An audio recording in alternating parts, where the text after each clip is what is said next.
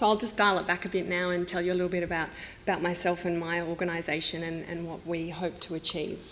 So can I start by acknowledging the traditional owners of the land on which we meet and the elders past and present.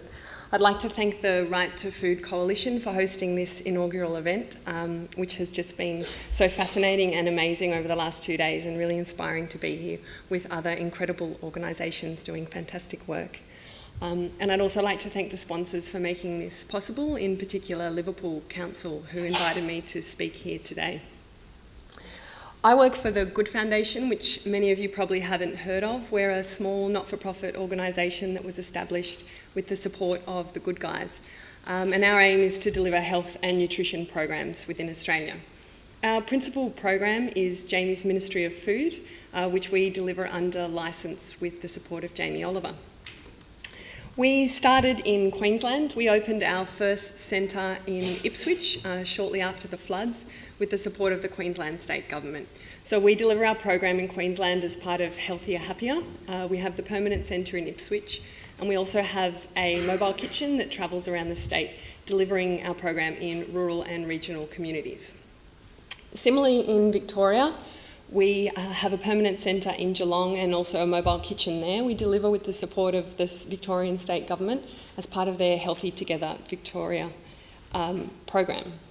The mobile kitchen travels around the state and delivers the program to the designated Healthy Together communities. Excitingly, we are expanding further this year into 2 other states. So we have our winner of the search for a pop-up Jamie's Ministry of Food, which was in Noarlunga in South Australia, which is set to open shortly. And also we're set to open our first centre in New South Wales, right here in Western Sydney, in the new Stockland Mall redevelopment in Wetherill Park. So Jamie's Ministry of Food is a program that was set up by Jamie Oliver, and he considers it to be the most important thing that he's ever done. It's about knowing how to cook for yourself and the evidence that suggests that this has extremely beneficial effects on long-term eating habits. Karen touched on this yesterday in her speech, which is we've lost a lot of generational knowledge over the years. So we're not being taught to cook in school anymore, at least not in any great numbers, and we're not sharing information. Those skills around cooking and food preparation just aren't being passed down amongst the generations like they used to be as we become more time poor, as both parents work and we rush about with our busy lives. We now think cooking healthy food is expensive, and we think we don't have time to cook meals. Our program is designed to teach people that cooking healthy meals can be simple, that it can be affordable, and that it can be quick and easy. We give our participants advice on fresh seasonal produce. We teach them simple recipes and we break them down, but we also give them the skills to prepare those meals. So we give advice on nutrition, on budgeting, on shopping, all those factors that go in to make to bring it all together and make it possible. Our program aims to inspire people to cook again, to cook for their families, to make their own change, and to improve their health and the health and well-being of those around them.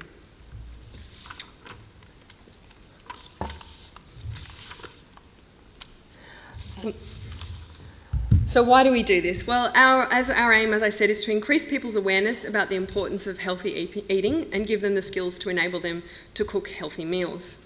At the moment in Australia, 63% of our adult population is overweight or obese, and so are 26% of our kids.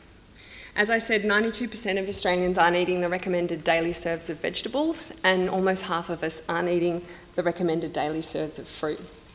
But the most disturbing aspect of these statistics is it's the disadvantaged within our population that are bearing the brunt of them.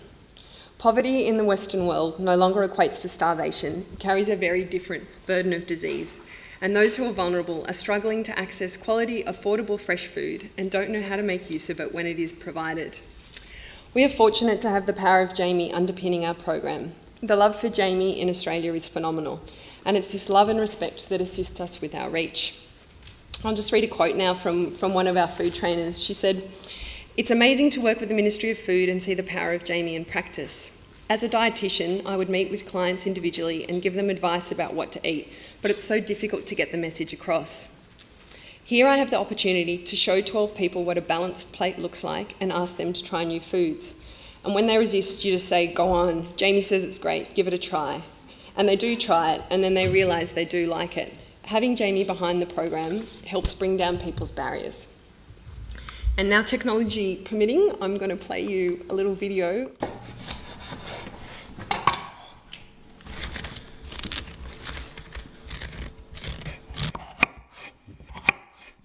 It feels better when you cook something for yourself. You're like, yeah, I made this, instead of just going and buying something and you know exactly what's in it and you know that it's healthy. The purpose of the Ministry of Food is to get people cooking proper meals for themselves, not buying takeaway, and eating healthy food, and knowing that it is easy to do.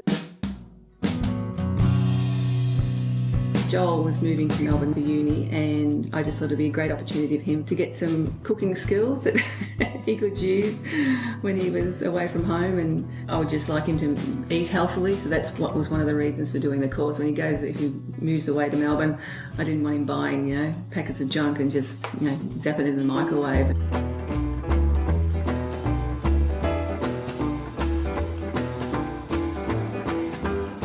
Well, I guess you start off with really easy things. Like the first week we did eggs 4 different ways.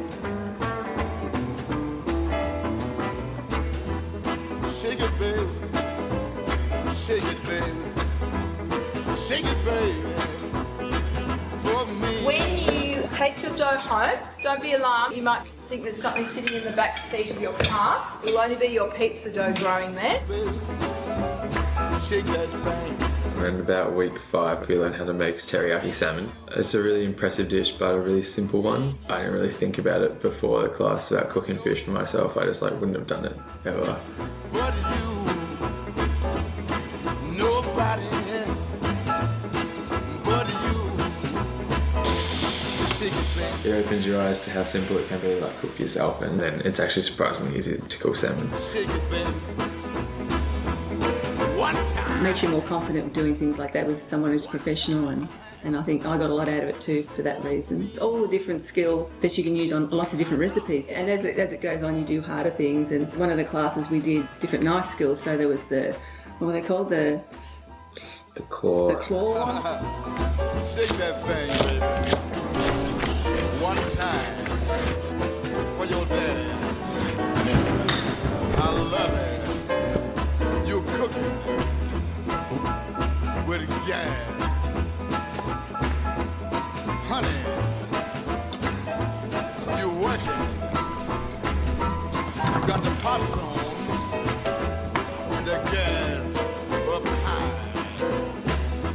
I don't buy jar pasta sauces anymore. I don't buy bottled dressings anymore. I make my own pesto. All those things, they're so easy to do, and you would usually just go out and buy them, and they're full of preservatives. One time for me. My name's Joel, and I'm a graduate of Jamie Oliver's Ministry of Food. And I'm Leanne, and I'm a graduate of Jamie Oliver's Ministry of Food, Geelong. Shake it, baby. Shake that thing. Shake that thing. Shake that thing. Shake that thing. One time, baby. One time. One time. One time. One time. One more time. One more. And one more. And one more. One more time. Thank you, AV gods, for your help. I hope that whetted your appetite and gave you a sense of what we're about. So our centres and our mobile kitchens are all purpose-built, but they're all kitted out with domestic-grade equipment, so things that you would find in a regular home. There's nothing that's commercial, there's nothing that's daunting, there's nothing that's overly fancy. Our centres are all designed in what we call Jamie style, so they're warm, they're rustic and they're inviting. They're done with a splash of colour, and the aim is to create a welcoming space that makes participants feel really comfortable at home and also gives them a sense of the fun that they're going to have while they're engaging in our course. The hero of the program, though, is the course itself, and in particular, the simplicity of our course. We're not a health program, we're not a weight loss program, we're simply a basic cooking program. So there's no preaching, there's no lectures, there's no guilt. We use salt and we use butter We even encourage you to eat carbs. We do teach salad, but we also teach pizzas and burgers.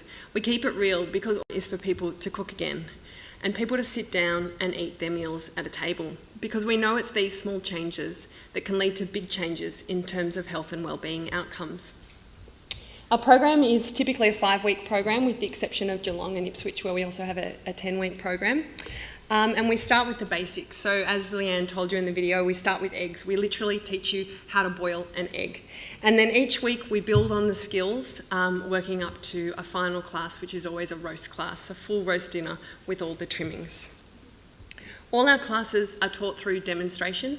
There's no reading or writing, which breaks down a lot of barriers around literacy and also language. So when you come into the space, you're welcomed by our food trainers. They bring everyone together up the front and they take you through the recipe that you're going to be cooking for the day. They talk to you about the produce that you're going to be using, and they'll give you simple hints and tips that maybe your parents would have given you otherwise. Things about what's in season and what you can substitute. Tips around food handling, so how you, for example, prepare and look after chicken, how you can bulk make meals and freeze some for later. And then they break that recipe down into a simple step-by-step process. So our food trainers will cook and demonstrate the first part of the recipe, and then the participants will return to their bench to cook it for themselves. Our classes generally have 12 people, and people will be grouped into clusters of 3 or 4, so they can talk and encourage each other and ask each other for assistance as they go. All our classes are also facilitated by an amazing army of volunteers who also help our participants along the journey. All our ingredients are provided, and participants leave at the end of the program with a meal for 2, but sometimes for up to 4 people, so they can take that home to share with their friends and family. And then importantly, before they leave, everyone sits down to eat together and they all eat the meal that the food trainer has prepared. So you're leaving with a full meal in your belly as well. And all of this for a cost of $10 per class or $5 for concession card holders. One of the most interesting things about our program, though, has been the ancillary benefits that participants report. And David touched on this in his presentation earlier about all the other benefits that you get from these kinds of programs. So all our participants report an increased confidence in the kitchen, and they all talk about discovering the joy of cooking or rediscovering the joy of cooking. But what's been wonderful for us to witness is the impact the program has on social connectedness. So many of our participants come after the first 2 weeks, 1 or 2 weeks of class, and tell our food trainers about how they went home and cooked a meal for the first time for their family, or how they got their kids in the kitchen and they cooked a meal together as a team, or how they sat down at the dinner table and ate a meal together instead of eating it in front of the television. In the words of one mum from Cardinia, and that's in Victoria, who did our program, she said, "I absolutely love this course. As a mum having to cook family meals every day and coming from a home that didn't cook, only reheated frozen meals, I've learnt so much, and my 3-year-old daughter has already shown a great interest in trying new cooking skills. She now asks for dinner at home instead of takeaway, thanks to your wonderful staff and volunteers." However, we also have participants at the other end of the spectrum. People who live alone, people who are without family, and people for whom coming to our program is their big event for the week and their excuse to get out of the house and connect with their community. I've got another quote from a carer who supported a young man in Whittlesea, also in Victoria, to come through our program. He said, "I care for Nicholas, who has taken the class. He suffered a brain injury about 2 years ago. Since his injury, Nicholas has spent most of his time lying on a lounge with no motivation at all, let alone to cook or even make a sandwich for himself. This is the first thing Nicholas has done since the injury and the first class he has taken. This is the first time since his injury he's had a real smile on his face and properly socialised, especially in group activities. Thank you all so much for your help. It's been a huge step in his life." For me, the key to our program is the enthusiasm it generates and what it inspires in people. Inspiring for them to cook for their families, inspiring them to get out and socialise again, and inspiring them to reconnect with their community. So I'll share with you now a story of a woman named Angela who participated in our program up in Ipswich. Angela's story is typical of many of our participants. She's a single mum with 2 sons, one of whom has a disability. She'd gained weight and was suffering from depression when she decided to move to Ipswich to be close to her family for support. And it was at that time that the floods hit and further devastated her family. With the support of a local government agency, she enrolled in our program and participated at Jamie's Ministry of Food in Ipswich. She said that participating in the program reignited her passion for food and for her community, and she became motivated to cook healthy meals for her family again. After completing the course, she asked to volunteer at the centre, where she continues to work supporting community members with special needs who want to participate in our program.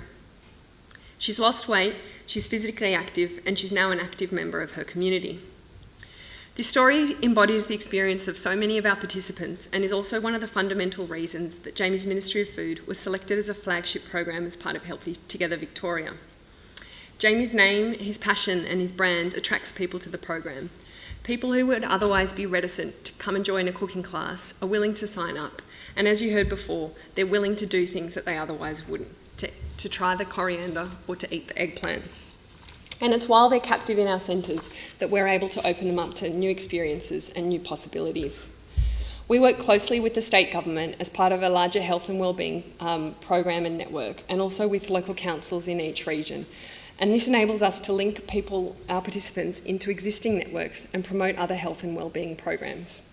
While participants are captive in our program, we're able to inspire them and encourage them to keep going with their journey and reconnect with their community and continue with other programs. We've been delivering our program as part of Healthy Together Victoria for over 2 years now. This is delivered in a really targeted manner, and we work with local councils to promote other programs within our centres. So while people are coming to us and they're engaged and they're motivated and everyone's happy and excited, we can tell them about other community cooking programs, other community garden programs, other walking groups, other things that they can engage in and become involved in. We also have sign-up sheets available in our classes where people can leave their details and also give feedback to local council around what they want to do next. As a result of this process, our participants have gone on to establish their own community kitchens or gardens, to become local health champions, and to work on a range of community health and sporting projects as volunteers. Our program aims to target vulnerable groups within the community, and we work closely with local council and their network of community organisations to help us realise this goal. To date, in all our centres across Victoria and Queensland, we've averaged 50% of our participants being people enrolled on a concession card rate. 10% of our participants have also been people with a disability. These statistics demonstrate our ability to target those who need our assistance most. With the support of the Queensland Government, our centre in Ipswich has been the study of a long-term evaluation by Deakin University. The results are going to be announced by Jamie himself tonight on the 7:30 report, if anyone is interested. But I'm going to beat him to the punch and share some of them with you today. All our participants have reported that their increased confidence has enabled them to cook more at home with greater efficiency. The program has also highlighted flow-on benefits, including bringing families together to share the process of eating and cooking, and to impart knowledge and skills in a way that's reminiscent of how previous generations had traditionally passed on cooking skills. But the cracking result for us, which leads me back to my earlier statistic, is that between starting and completing the program, participants were found to increase their daily vegetable consumption by over half a serve per day. And this increase has been shown to be sustained 6 months later. There was strong evidence of behaviour change in relation to a number of things as a result of participating, including the frequency of cooking the main meal from scratch, so people are cooking more at home for themselves, of including vegetables with the main meal, and of reducing weekly takeaway consumption. Importantly for all of you, a change in food purchasing towards a healthier diet was found in participants, with an increase in vegetable purchasing and a decrease in takeaway food purchasing, but without any increase to the overall household weekly food bill. So what this means is people who are coming through our course are now eating healthier food, but at no extra cost. And while these impacts were evident at the end of the program, they were also shown to be sustained 6 months later, which suggests that people's behaviour has actually changed. And long term, this has been estimated in the report as having the effect of reducing the chance of heart disease by up to 10%. The evidence demonstrates that Jamie's vision of improving people's health can be realised by teaching them to cook. So I'd like to leave you with two short stories now from the experience of our program, particularly around working with young people. Our program, our mobile kitchen program in Victoria is currently being delivered in Dandenong, which is an area where food security is a very real issue. It's got the second highest refugee population in Australia.